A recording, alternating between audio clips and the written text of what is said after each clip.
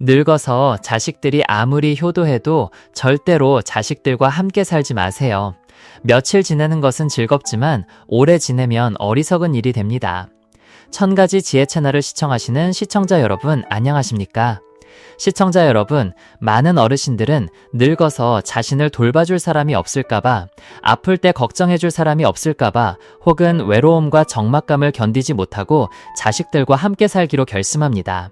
늙어서 자식들과 함께 살지 말라는 조언을 들으면 그들은 손가락마다 길이가 다르듯 자식들도 각기 다른 성향을 가지고 있으니 효도하는 자식도 있고 그렇지 않은 자식도 있다고 말합니다. 그래서 어르신들은 집에서 가장 효도하는 자식과 함께 살기로 결정합니다. 하지만 시청자 여러분, 환갑이 넘으면 자식이 아무리 효도한다고 해도 절대 자식들과 함께 살지 마세요. 며칠 지내는 것은 즐겁지만 오래 지내면 어리석은 일이 됩니다. 1000가지 지혜와 함께 다음 이야기들을 들으면서 깊이 생각해 보시기 바랍니다. 첫째, 손주를 돌보러 갔다가 며느리의 몇 마디에 바로 고향으로 돌아왔습니다. 김순자 씨는 이렇게 말했습니다. 저는 시골에 사는 어머니로 평생 논밭을 일구며 고된 농사일을 해왔습니다. 옛날에는 가난해서 남편과 저는 학업을 제대로 마치지 못하고 일찍 결혼하여 한 아들과 한 딸을 낳았습니다. 다행히 두 아이는 어릴 때부터 영리하고 똑똑했습니다. 자식들은 저처럼 고생하지 않기를 바라는 마음에 남편과 저는 열심히 일하며 아이들을 공부시켰습니다. 저희의 노력을 저버리지 않고 아들은 명문대에 합격하고 딸도 오빠를 따라 좋은 대학에 들어갔습니다. 둘 다 공부를 잘해서 장학금도 받았습니다. 졸업 후에는 쉽게 좋은 직장에 취직했습니다. 두 자식은 서울에서 직장 생활을 하면서 바쁜 일과 젊은 시절의 즐거움에 빠져 고향에 잘 오지 못했습니다. 저희 부부만 남아서 스스로 해결하며 자식들에게 폐를 끼치지 않았습니다.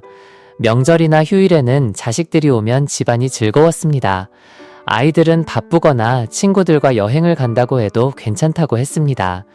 누구에게나 각자의 삶이 있는 법이니 건강하고 즐겁고 행복하면 그만이라고 생각했습니다. 그러다 아들이 장가들고 딸이 시집가니 부모로서 저의 책임을 다했다고 생각했습니다. 며느리가 첫 아이를 임신했는데 출산은 걱정을 피할 수 없는 일입니다. 출산일이 가까워지자 아들이 저에게 전화했습니다.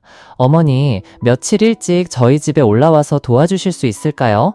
며칠만 지나면 아내가 출산 예정이에요. 저는 산모를 돌보는 데는 전혀 경험이 없어요. 산모는 출산 후에 친정어머니가 가장 필요한 법인데 며느리의 어머니는 이미 돌아가셨어요. 자식이 안쓰러워 저는 바로 집안일을 정리하고 그날 가장 빠른 기차를 타고 서울로 올라갔습니다. 아들은 출근했고 며느리는 저를 반갑지도 차갑지도 않은 태도로 맞았습니다. 며느리는 저희 남편은 너무 걱정이 많아요. 요즘 출산은 옛날 같지 않아요. 돈만 있으면 병원에서 산모와 아기 모두 돌봐주는 사람을 고용할 수 있어요. 집에 와서도 남편은 손 하나 까딱할 필요 없어요. 그런데도 자꾸 어머니를 귀찮게 하려고 해요. 라고 말했습니다. 며느리가 결혼한 후 고향에 온 것은 몇 번 되지 않았습니다. 결혼식 후 한 번, 제 남편이 크게 아팠을 때 한 번, 그리고 지난 설날에 한 번. 그래서 두 시어머니와 며느리는 가까워질 기회가 많지 않았고 서로를 잘 이해하지 못했습니다. 저는 며느리에게 엄마가 너를 돌보는 것이 폐가 된다면 너는 나를 너의 엄마로 생각하지 않는다는 뜻이겠구나 라고 말했습니다. 며느리는 말없이 다른 이야기로 화제를 돌렸습니다. 다행히 며느리는 순산했고 건강하고 잘생긴 손주가 태어났습니다. 출산 후 며칠 동안은 상처가 아팠기 때문에 저는 며느리를 최대한 도왔습니다. 매일 밤에도 산모유가 아직 돌지 않을 때 손주를 밤새 돌보며 아기가 울면 서둘러 분유를 타서 며느리가 충분히 쉴 수 있도록 했습니다. 저는 시골 사람이지만 현대시대를 살고 있고 너무 늙어 고리타분한 정도는 아니었습니다. 그래서 손주를 돌볼 때마다 며느리에게 항상 의견을 물어보았습니다. 비록 제 손주지만 며느리의 아기였기 때문입니다. 게다가 요즘 육아 방식이 예전과 달라 많은 집에서 겪는 갈등이 생길까봐 걱정했습니다. 며칠 후 며느리가 몸을 회복하고 빠르게 움직일 수 있게 되자 요리부터 아기 돌보기, 달래기, 젖병 씻기까지 모든 일을 스스로 하려고 했습니다. 저는 며느리에게 갓 출산했으니 쉬고 조리해야 한다고 말했지만 며느리는 과학시대는 옛날 어머니 시대와 달라서 그렇게 조리할 필요 없어요. 오히려 너무 조리하다가는 병이 생길 수도 있어요. 라고 대답했습니다.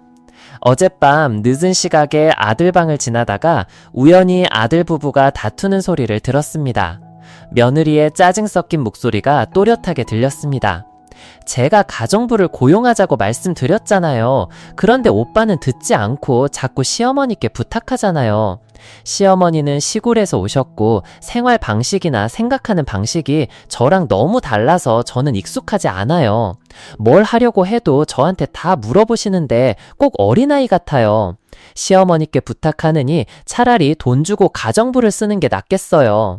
두 부부는 그렇게 큰 소리로 말다툼을 하여 아기가 놀라 깨어나 울기 시작했습니다.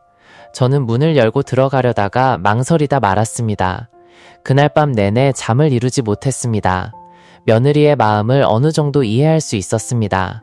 며느리는 시어머니와 함께 사는 것을 좋아하지 않았습니다. 비록 두 시어머니와 며느리 사이에 큰 불화는 없었지만 며느리가 말하지 않은 불만이 있었던 것입니다. 차라리 자식이 저를 필요로 한다면 얼마든지 머물 수 있었습니다. 하지만 며느리는 저를 필요로 하지 않았습니다. 그동안 고향에서는 남편이 혼자 남아 퇴근 후 직접 밥을 해 먹어야 했습니다. 여자는 혼자 지낼 수 있지만 남자는 더 힘들었을 것입니다. 그리고 시어머니와 며느리가 오래 함께 살면 문제가 없어도 문제가 생기기 마련입니다. 다음 날 아침 저는 일찍 일어나 짐을 꾸리고 아이들을 위해 아침 식사를 준비했습니다. 며느리의 눈이 부어있는 것을 보니 어제 남편과 싸우다 울었나 봅니다. 아들은 고개를 숙이고 밥을 먹는 모습이 평소와 달리 밝지 않았습니다. 저는 말했습니다. 어젯밤 너희 둘이 다투는 소리를 듣고 엄마는 마음이 많이 아팠다. 나는 너희를 돕기 위해 여기에 온 것이지 너희가 불화하라고 온 것이 아니다. 너희가 불편하다면 나는 돌아갈게. 솔직히 나도 여기서 편하지 않아. 나 같은 늙은이에게는 우리 집만큼 편한 곳이 없지. 게다가 고향에는 할아버지 혼자서 할 일이 많아서 힘들다. 아들은 저를 쳐다보며 말했습니다. 아내는 아직 어려서 말솜씨가 서투르니 어머니께서 너무 마음에 두지 마세요. 며칠 더 손주랑 계시다가 아이가 100일이 지나면 돌아가세요. 며느리는 남편의 말을 듣고 아무 말 없이 앉아 있었습니다. 저는 애써 태어난 척 말했습니다. 아, 천구수사비, 너무 더럽게 생각하지 마세요. 제가 두세 곳 불러드리면 바로 이사 가세요. 며느리가 건강해져서 모든 일을 스스로 할 수 있는 것 같다. 나중에 필요하면 가정부를 고용해도 된다. 손주가 좀 더 자라면 둘이서 아이를 데리고 와서 할아버지가 손주 얼굴을 볼 수 있게 해다오. 차를 타고 가는데 휴대폰이 울렸습니다. 며느리의 문자 메시지였습니다. 어머니, 죄송합니다. 저희 때문에 고생하시는데 제가 서투르게 행동했습니다. 제가 뭔가 부족하고 잘못한 점이 있다면 너그러이 용서해주세요. 비, 손주 이름이 좀 더 자라면 저희 부부가 아이를 데리고 고향에 할머니, 할아버지 뵈러 갈게요. 메시지를 읽고 나니 마음이 훨씬 가벼워졌습니다. 시어머니와 며느리는 형편이 허락한다면 함께 살지 않는 것이 가장 좋습니다. 가끔 할아버지, 할머니가 시간이 날 때 손주를 보러 올라오고 자식들이 시간이 날 때 손주를 데리고 부모님을 찾아뵙는 것이 좋습니다. 강은 강의 삶이 있고 바다는 바다의 기쁨이 있듯이 모두가 즐겁게 살고 서로를 탓하지 않는다면 그것 또한 행복이라고 할 수 있을 것입니다. 시청자 여러분, 서양에서는 대부분의 부모가 자녀가 18세가 될 때까지 책임지며 그 후에는 청년들이 독립하여 스스로의 재정과 문제에 책임을 집니다. 많은 이들이 집을 빌리거나 직장을 구하면 주택 대출을 받아 스스로 갚아 나갑니다. 그때 서양 부모들은 진정으로 여행을 다니고 자신을 돌보며 중년과 노년을 즐기기 위해 좋아하는 일들을 할 시간을 가집니다. 반면 동양 문화는 부모가 자식이 성인이 될 때까지 돌보는 경향이 강합니다. 자녀가 가정을 꾸렸든 아니든 부모는 자식과 손주들에게 재정적인 지원부터 돌봄, 진로, 학업까지 계속해서 책임을 느낍니다. 한국의 많은 가정에서는 부모가 은퇴 연령이 되었음에도 자식들에게 재정적으로 계속 지원하고 사위나 며느리, 심지어 손주들까지 돌봐야 하는 경우가 많습니다. 이는 성인이 된 자식들의 의존성과 무관심으로 이어집니다. 게다가 우리는 친자식들과는 잘 지낼 수 있겠지만 사위나 며느리도 정말로 잘 지낼 수 있을까요? 우리는 자식들이 불효할까봐 두려워하는 것이 아니라 사위나 며느리가 우리 자식들에게 영향을 미쳐 해결할 수 없는 갈등으로 이어질까봐 두려워합니다. 차라리 불화가 없다면 일상생활에서 많은 부딪힘을 피하기 위해 함께 살지 않는 것이 좋습니다. 일단 갈등이 생기면 해결하기가 매우 어렵고 심지어 부모, 자식, 사위, 며느리 관계가 더 이상 서로를 마주볼 수 없는 경우도 있습니다. 그러므로 60세가 넘은 어르신들은 자식들이 아무리 효도하고 착하더라도 자식 집에 며칠 놀러 가는 것만 하는 것이 좋습니다. 시청자 여러분, 오래 머무를수록 더 많은 불화와 갈등이 생깁니다. 해결되지 못한 갈등 위에 또 다른 갈등이 쌓여 양쪽 모두에게 상처를 줍니다. 이것은 분명 시청자 여러분이 바라지 않는 일일 것입니다. 그렇지 않습니까? 둘째, 제 인생의 가장 큰 후회는 집을 팔아 자식을 따라 도시로 나간 것입니다. 그것은 박영호 씨, 69세, 지방도시 출신, 인물명은 변경됨의 고백이었습니다. 그가 아내와 함께 집을 팔고 서울로 가서 자식들과 살았을 때의 이야기입니다. 박영호 씨 부부는 지방도시에서 중학교 교사였습니다. 박 씨에게는 아들 둘이 있었는데 둘 다 서울에서 대학을 다니고 졸업 후 고향으로 돌아오지 않고 서울에 남아 직업을 잡았습니다. 졸업 후 아들들은 모두 스스로 직장을 구했고 직장은 안정적이었지만 수입은 도시에서 겨우 생활할 정도였습니다. 10여 년 전 박 씨 부부가 은퇴했을 때 몇억 원의 저축이 있었는데 부부는 나중에 자식들에게 줄 돈으로 남겨두기로 상의했습니다. 자식들이 새들어 사는 집이 비좁고 비싸다는 것을 보고 박 씨는 아내와 함께 서울 외곽에 땅을 사기로 했습니다. 당시 서울 땅값이 폭등해서 꽤 비쌌는데 부부는 모든 돈을 자식들에게 주어 땅을 사게 했습니다. 나중에 자식들이 의지할 곳이 생기기를 바랐기 때문입니다. 새들어 사는 것보다 훨씬 나았습니다. 40제곱미터의 땅에 임시로 단층집을 지어 살았습니다. 큰아들이 결혼하고 둘째 아들까지 결혼했을 때 부부는 자식들에게 줄 것이 아무것도 없었고 서울 외곽에 있는 유일한 땅만 남았습니다.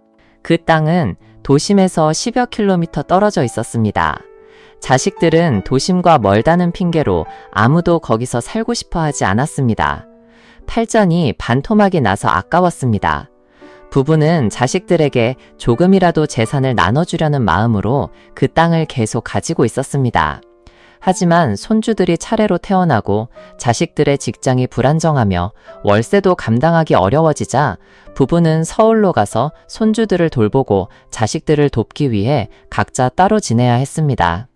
박 씨는 서울 외곽의 다른 동네에 사는 손주를 돌보고 아내는 서울 또 다른 동네에 사는 손주를 돌봤습니다. 같은 서울에 있었지만 부부는 한 달에 한 번 정도밖에 서로를 방문할 수 없었습니다. 월세 생활이 불편하고 자식들이 안쓰러워 부부는 상의 끝에 고향으로 돌아가 대대로 살아온 고향집을 팔아 서울로 가서 자식들과 손주들을 돌보기 쉽게 하기로 했습니다. 자식들이 서로 멀리 떨어진 두 곳에서 일했고 아무도 부모와 함께 살고 싶어 하지 않았기에 부부는 고향집을 14억 원에 팔고 교회의 땅까지 팔아 그 돈을 두 아들에게 나누어 주어 아파트 잔금을 치르도록 했습니다. 두 아들은 각자 아파트를 구매했고 부부는 이제 자식들이 드디어 자신들의 집을 갖게 되었다는 사실에 매우 기뻐했습니다. 하지만 기쁨은 오래가지 못했습니다. 부부는 큰아들과 작은아들이 부모를 누가 모실지 서로 미루는 상황을 목격했습니다. 두 며느리의 갈등 또한 시어머니 며느리 갈등 못지않게 심했습니다. 박 씨 부부는 결국 자식들이 정해주는 대로 따르는 신세가 되고 말았습니다. 부부는 결국 70제곱미터에 방 2개가 있는 큰아들네 집이 동생네 집보다 넓어서 그곳에서 살게 되었습니다. 자식들과 함께 살면서 박 씨는 항상 답답함을 느꼈습니다. 더욱 슬픈 것은 아내가 세상을 떠난 후 그는 더욱 외로워졌다는 것입니다. 그가 가장 후회하는 것은 4년 전 아내가 폐암으로 세상을 떠났을 때 집에서 임종을 맞이하지 못했다는 것입니다. 아내가 서울에서 보낸 마지막 날들은 정말 힘들었습니다. 병원이 가까웠지만 고향과 너무 멀어서 친척이나 가까운 지인들이 거의 방문하지 못했습니다. 아내는 항상 벽을 보고 누워 고향에 가고 싶다고 말했습니다. 한편 고향에 있는 친척들은 방문하고 싶었지만 자식들에게 폐가 될까봐 걱정하여 전화로만 안부를 물었습니다.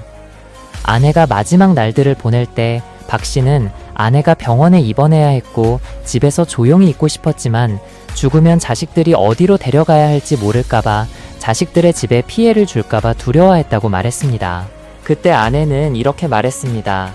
만약 자식들에게 재산의 일부만 주고 나머지는 고향의 작은 땅이라도 사서 고향 사람들과 함께 살았다면 이 지경까지 오지는 않았을 텐데요. 그 시절을 회상하며 박 씨는 다시 눈물을 글썽했습니다. 만약 고향에 있었다면 아내가 외롭게 죽지는 않았을지도 모른다는 생각이 듭니다. 이제 혼자 아들과 살고 있지만 박 씨는 항상 쓸쓸하고 서럽습니다. 손주들은 학교에 다니고 이제 부모의 삶도 나아져서 할아버지가 필요하지 않습니다. 아들들은 일하느라 바빠 아버지와 앉아서 대화할 시간도 없습니다. 저녁이 되면 그는 아파트 로비에 앉아 하늘을 바라보며 언젠가 자신도 아내처럼 마지막 날들을 조상들이 물려준 땅에서 가족, 친척과 함께 보내고 싶어도 힘들 것이라고 생각합니다. 그는 고향의 모든 집과 땅을 팔아 자식들을 따라 도시로 온 것을 후회했습니다.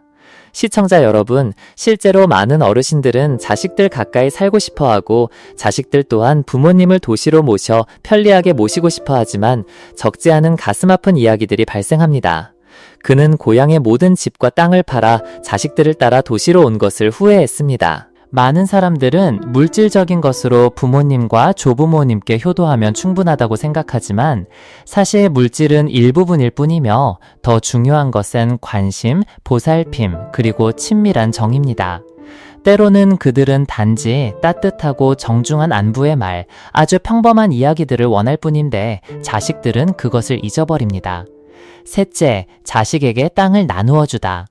오늘 저는 병으로 고통받으며 치료비를 마련하기 위해 땅을 팔고 싶어하는 고객인 최정숙 씨를 만났습니다. 돌아오는 길에 제 마음속에는 많은 생각들이 스쳐 지나갔습니다. 최 씨는 올해 70대 초반인데 남편은 10여 년 전에 이미 돌아가셨다고 합니다. 최 씨는 두 아들을 두었는데 둘 다 이미 가정을 이루었습니다.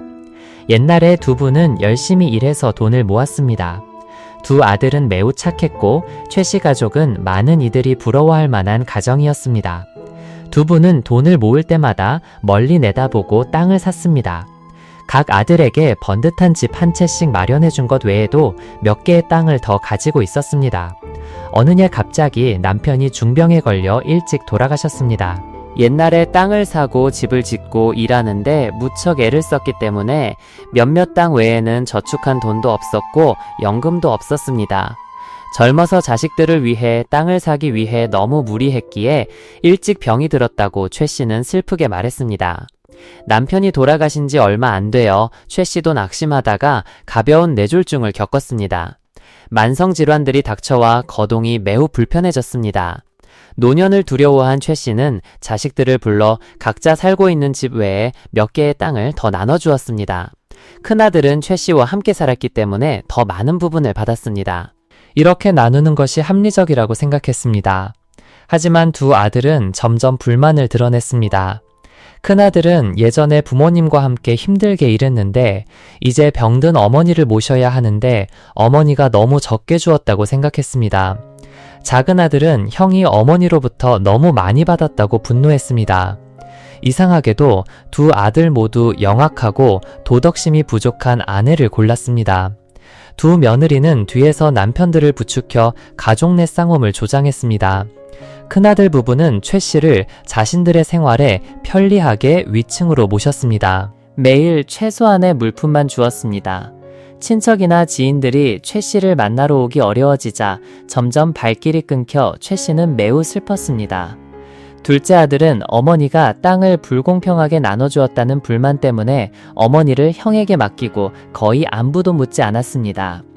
몇 년 동안 외롭게 고통받고 병을 앓으면서도 죽지 못해 버티던 최 씨는 친지들의 조언을 듣고 요양원에 들어가고 싶어 했습니다. 마침내 땅 한 조각을 팔아 돈을 마련하려 하자 큰아들 부부는 완강히 반대했습니다. 그 땅이 최 씨의 것임에도 불구하고 온갖 이유를 대며 반대했습니다. 어쩔 수 없이 최 씨는 지인을 통해 땅을 내놓았고 그것이 제가 오늘 최 씨를 만나게 된 이유입니다.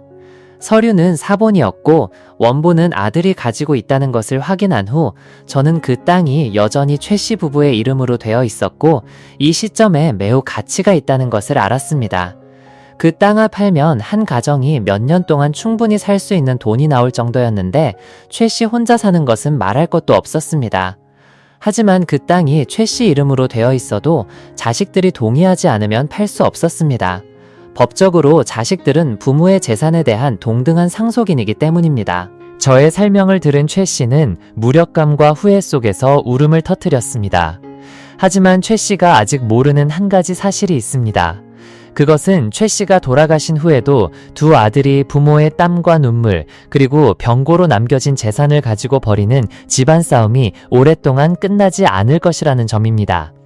간단히 말해 최 씨는 말로만 땅을 나누어 주었을 뿐 서류상으로는 여전히 두 분의 이름으로 되어 있었기 때문입니다.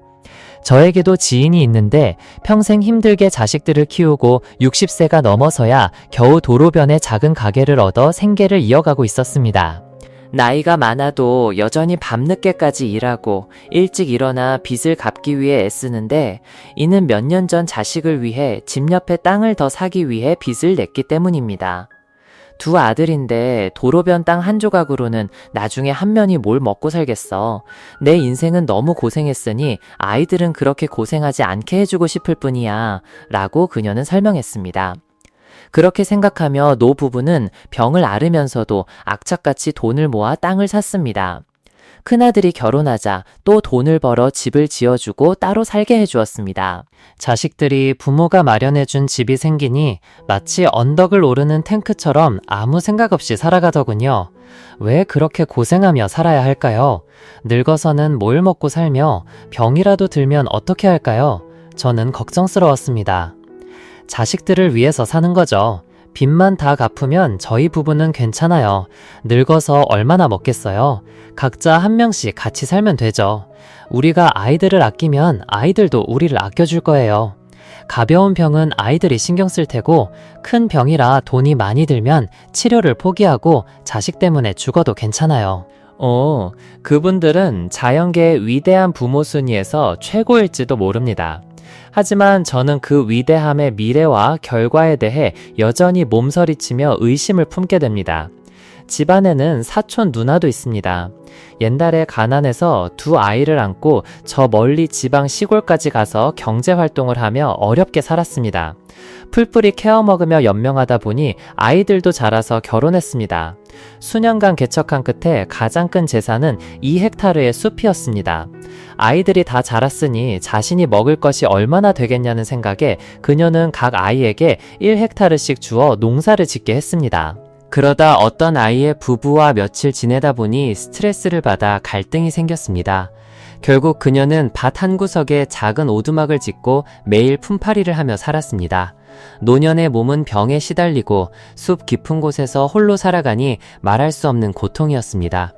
몇 년 전 땅값이 올라 아들놈이 2헥타르의 땅을 모두 팔아 몇억 원을 받고 빚을 갚은 뒤 다른 지역으로 떠났습니다.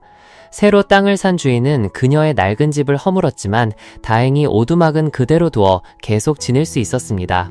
언젠가 그녀를 찾아갔을 때 그 어떤 낡은 집보다 더 허름한 오두막에서 그녀의 고단한 몸을 보니 안쓰러움과 분노가 동시에 밀려왔습니다. 사실 그녀의 자식들을 탓할 수는 없었습니다. 그들도 자식을 사랑했고 여전히 가난했습니다. 그녀의 성격도 나이가 들수록 복잡해지고 병도 많아졌으며 아들은 무심하고 며느리는 말할 것도 없었습니다. 하지만 예전에 그녀가 멀리 내다보고 땅의 일부를 남겨두거나 노년을 더 잘 준비했더라면 지금은 건강하게 살고 있을 텐데 이렇게 고생하지는 않았을 것입니다. 또 다른 지인은 거의 10명에 가까운 자식들이 있었고 집의 땅도 넓었습니다. 대체로 모든 자식들에게 한 조각씩 나누어 줄 만큼 충분했습니다. 집에는 다양한 연령, 직업, 형편의 자식들이 많았습니다. 어떤 아이는 엄청나게 부자였지만 어떤 아이는 여전히 가난했습니다. 옛날에는 땅값이 싸고 멀리 생각하지 못해서 부모님은 제멋대로 땅을 나누어 주셨습니다. 큰아들이 결혼하자 너는 저쪽으로 따로 나가 살아라 하고 땅을 주었습니다. 그 아이는 그곳에서 자리를 잡고 살았습니다. 다른 아들은 차가 있어 차를 놓을 수 있는 땅을 더 주마 했습니다. 또 다른 아들은 형편이 좋으니 웅장한 집을 짓도록 해라 했습니다. 그렇게 살다 보니 어느 날 갑자기 노년이 찾아왔습니다. 남겨둔 땅도 없고 연금도 없는데 감히 땅을 팔 생각도 못했습니다. 게다가 멀리 떨어져 살아서 땅을 아직 받지 못했거나 적게 받은 몇몇 자식들이 불만을 품고 갈등이 폭발했습니다. 부모에 대한 책임 또한 그들이 땅을 기준으로 저울질하는 대상이 되었습니다. 뿐만 아니라 미래의 땅에 대한 가족 싸움은 오랫동안 끝나지 않을 것입니다. 어쩌면 부모가 땅을 나눠주면서 자식들에게 내전의 씨앗을 함께 나눠준 것일까요? 집에도 한 아주머니가 가정부로 오셨는데 부산 출신이셨습니다. 그녀의 어머니는 8남4녀 총 12명의 자녀를 두셨다고 합니다. 집은 뒷골목에 있었지만 땅은 넓었습니다. 아버지가 일찍 돌아가셔서 어머니 혼자서 살림을 꾸려나가기 쉽지 않았습니다. 예전에 어머니는 방 18개가 있는 두 채의 쪽방을 지었습니다. 그중 바깥쪽 4개는 잡화점을 운영하며 자식들을 키우고 살림을 하는 데 사용했고 나머지는 새를 주었습니다. 그 후 몇 년이 지나 어떤 자식은 미국으로 이민 가고 어떤 자식은 열심히 일해서 자기 집을 마련하고 어떤 자식은 결혼하고 어떤 자식은 군인이나 경찰이 되어 집을 배정받았습니다. 또 어떤 자식은 너무 가난해서 어머니의 쪽방 중 하나를 차지하고 살았습니다.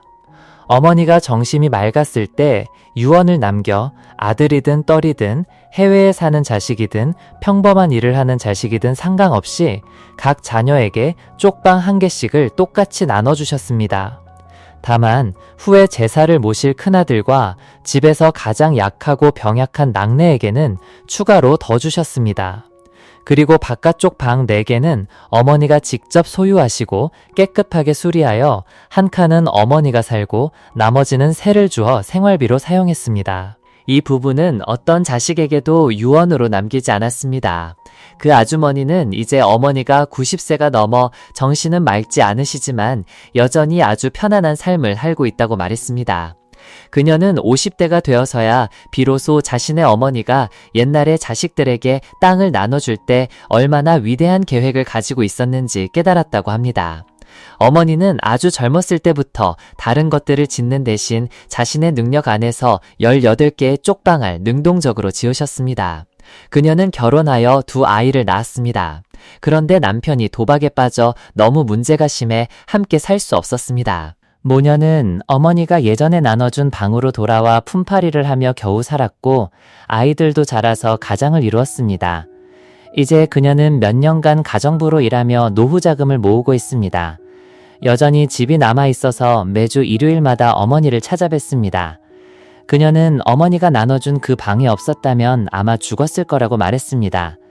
그 2 채의 쪽방은 이제 형제자매 중 어떤 이들은 너무 부자가 되어 필요 없으니 어머니를 가까이서 돌보는 사람에게 양보하기도 하고 어떤 이들은 여전히 거기서 살고 어떤 이들은 형제자매에게 다시 양도하고 어떤 이들은 새를 주기도 합니다. 하지만 모두가 즐거워하며 부모님의 집이 삶의 거친 파도 속에서 마지막으로 안전하게 피난할 수 있는 보금자리라고 늘 느낍니다. 어머니 입장에서는 실제로 자식들이 번갈아 돌보고 있지만 어머니는 단 한 번도 돈이 필요했거나 자식들의 집에 얹혀 산 적이 없습니다. 오히려 모든 자식들이 옛날처럼 어머니를 가까이 하고 존경합니다. 그녀는 집안에 사업 수완이 좋은 사람도 있어서 형제자매들이 합의하여 집을 팔면 좋은 가격을 받을 수 있고 그 돈을 나눠 가지자고 제안했다고 합니다. 하지만 어머니와 그녀는 한 번도 동의한 적이 없습니다. 그곳이 그들이나 부유한 사람들에게는 더 이상 중요하지 않을 수도 있지만 그곳은 예전에도 그리고 앞으로도 그녀의 안식처이자 숨결이자 생명줄 같은 곳입니다. 그녀와 동생들은 어머니가 돌아가신 후 어머니의 땅을 팔아 고향의 제사를 모실 곳을 짓고 장례와 묘를 잘 모시기로 계획하고 있습니다. 옛날을 떠올려보면 고향집에는 6남매가 있었습니다. 누나들은 결혼해서 떠나고 집에는 2 형제만 남았습니다. 아버지는 말씀하시길 옛날 할아버지가 아버지에게 5칸 집을 지을 만한 땅을 물려주셨다고 했습니다. 평생을 아껴 모아 부모님은 동네 어귀에 있는 작은 밭과 강변 땅을 더 사셨는데 아마도 두 아들이 성인이 되었을 때를 대비한 것이었을 것입니다. 커서 먼 곳에서 일하다가 어느 날 고향에서 아버지가 강변 땅을 팔아 쌀 몇 가마니를 얻어 누나를 통해 아버지께 드시라고 보냈다는 소식을 들었습니다. 아버지께 전화해서 물었습니다. 아니 아버지, 돈이 없으신 것도 아닌데 왜 땅을 파셨어요? 아버지는 이건 내 일이니 너희는 너희 일이나 신경 써라 라고 말씀하셨습니다. 그 말을 듣고 저는 아버지 때문에 피식 웃었습니다. 아버지가 쌀 몇 가마니와 바꾼 그 강변 땅은 지금 몇억 원짜리입니다. 하지만 저는 이 일에 대한 아버지의 생각이 그 돈보다 훨씬 더 크다고 생각했습니다. 수년간 정처 없이 떠돌고 부침을 겪으면서 때로는 지치고 모든 것을 포기하고 싶을 때도 있었습니다. 모든 것을 버리고 고향으로 돌아가 살고 싶었습니다. 하지만 고향에는 가난한 마을에 작은 집 몇 채밖에 없다는 생각, 그곳에서는 미래가 밝지 않다는 생각에 다시금 버티고 적응하며 정착한 곳마다 살아남으려 했었습니다. 예전에 고향에서는 닭을 키웠습니다. 시골이라 형편이 어려웠고 도둑 맞을까봐 아버지는 집 바로 앞에 닭장을 만들었습니다. 매일 아침 닭장 속 닭들은 깨어나서 마당을 지나 밭으로 나가 땅을 파먹었습니다. 저녁이 되면 닭들은 다시 그 마당을 지나 닭장으로 돌아왔습니다. 아버지는 매일 당부하셨습니다. 아침에는 마당을 깨끗이 쓸어야 한다.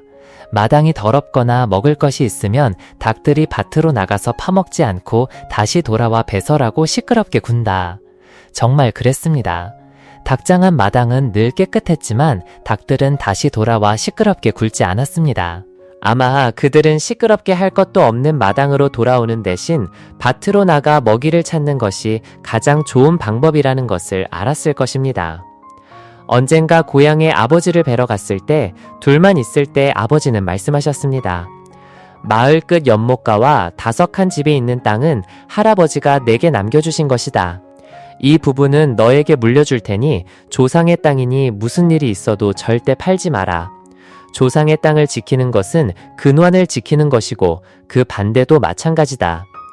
동네 어귀의 작은 땅은 부모가 산 것인데 너무 작아서 너희 자식들에게 유언으로 나눌 수가 없었다. 하지만 그 땅은 너희 중 누구라도 나중에 세상살이가 힘들 때 돌아와 몸을 숨길 작은 집을 지을 수 있을 만큼 충분하다. 저는 아버지의 손을 꼭 잡고 그 뜻을 이해한다는 듯이 살짝 고개를 끄덕였습니다. 나중에 아버지가 돌아가신 후 고향의 집, 연못과 밭은 여전히 온전하게 남아 있습니다. 우리 형제들은 각자 살면서 여러 곳에 땅을 사고 집을 샀고 다행히 누구도 돌아가거나 조상님과 부모님의 땅을 놓고 다툴 생각을 하지 않았습니다. 어떤 이들은 요즘 도덕이 타락하고 땅값이 비싸지면서 탐욕이 극심해졌다고 말합니다. 도시부터 시골, 산간지역까지 전국 곳곳에서 자식들에게 땅을 나눠주는 문제로 부모 자식, 형제자매, 친척들 사이에 가슴 아픈 갈등이 벌어지고 있습니다. 이것은 물론 사실입니다. 하지만 그런 일은 어느 시대에나 있었고 오늘날에는 언론 매체가 발달해서 더 쉽게 알려질 뿐입니다. 그러므로 옛말에 이르기를 젊어서 멀리 내다보지 않으면 늙어서 고생한다거나 부모는 자식을 하늘과 바다처럼 키우지만 자식은 부모를 봉양하며 하루하루를 새듯 한다고 했습니다. 현명해도 죽고 어리석어도 죽는 세상, 오직 지혜롭게 행동하는 것만이 살 길입니다. 하지만 그 누구도 미래를 알 수는 없습니다. 돈이 많고 재산이 많아도 계산을 잘못하면 반드시 안전하다고 할 수 없고 노년과 자식들의 미래에 슬픔을 안겨주지 않는다고 할 수도 없습니다.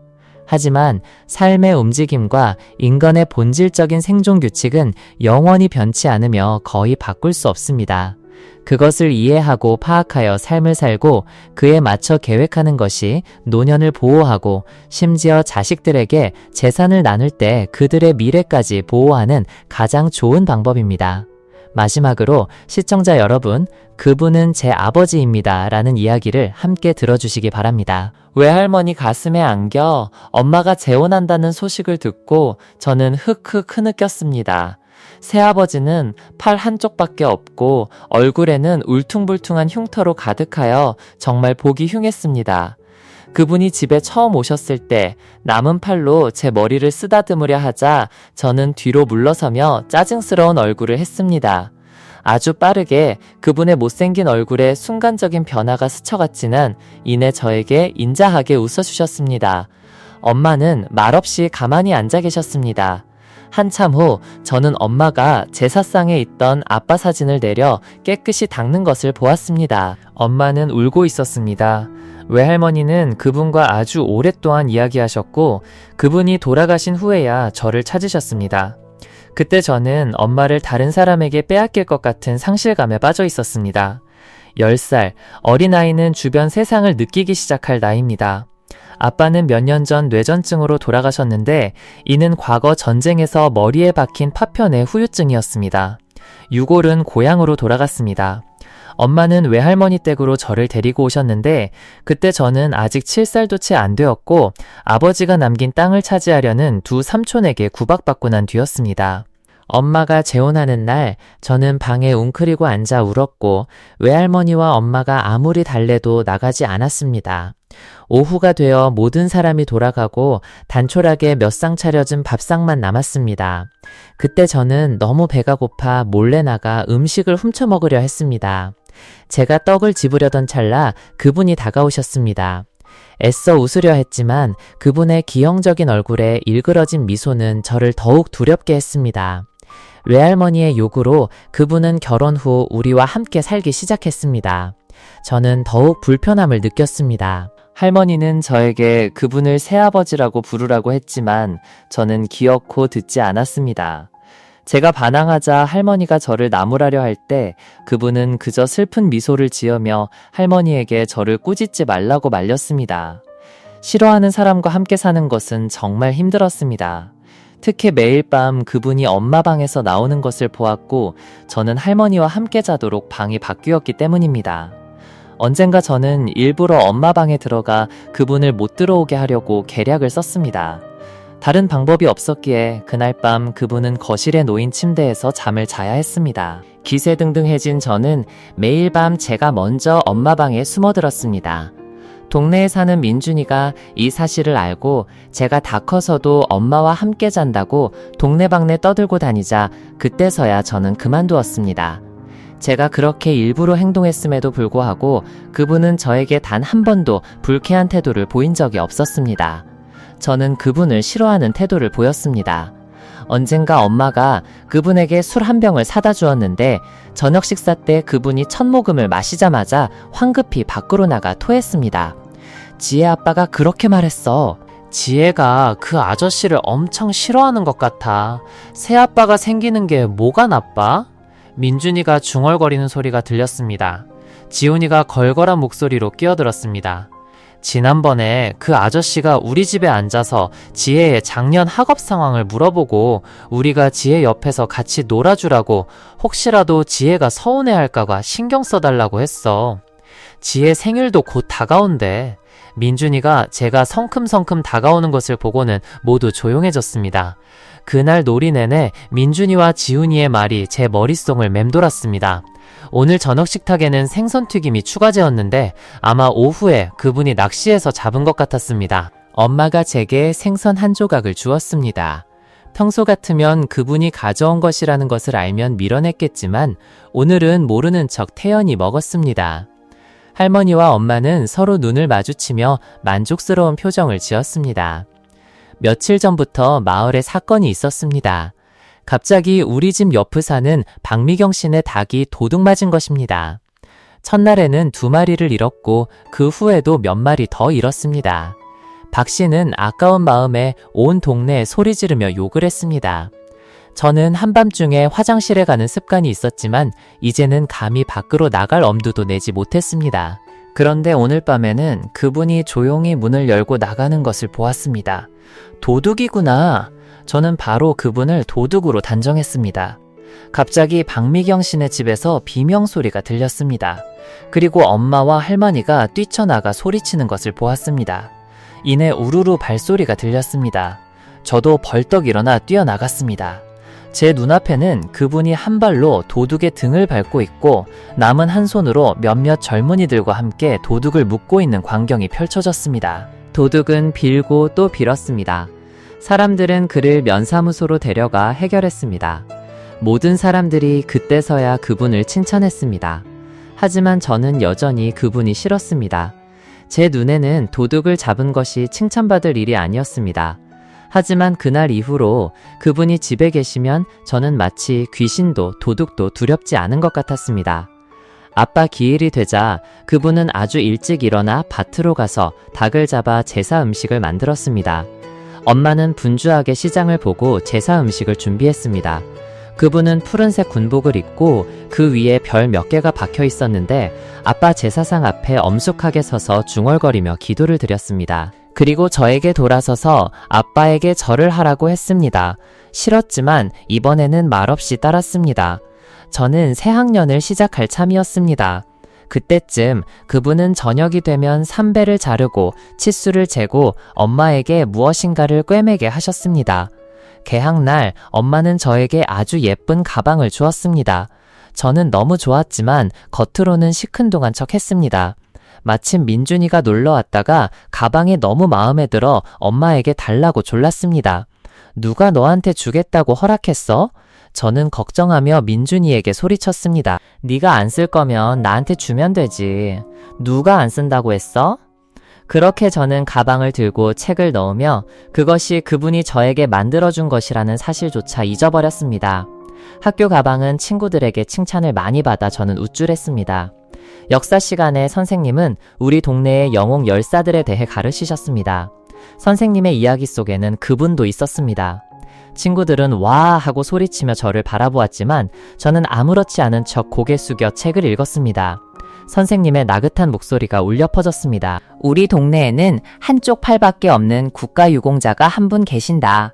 비록 한쪽 팔밖에 없고 몸에는 전쟁의 상처로 가득하지만 그분은 고향을 건설하는 데 있어 우리 동네의 본보기 같은 분이시다.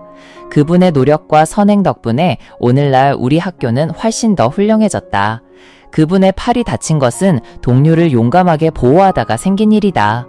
아, 제가 알아요. 보호받은 분이 지혜 아빠래요. 덕분에 그분은 전쟁터에서 희생되지 않았대요. 누가 너한테 그랬어?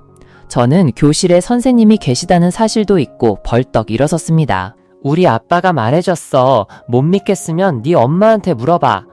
저는 소리쳤습니다. 아니야, 너 거짓말하는 거야. 그리고 교실을 뛰쳐나갔습니다. 그날 오후 저는 집으로 돌아가지 않고 두 길을 헤맸습니다.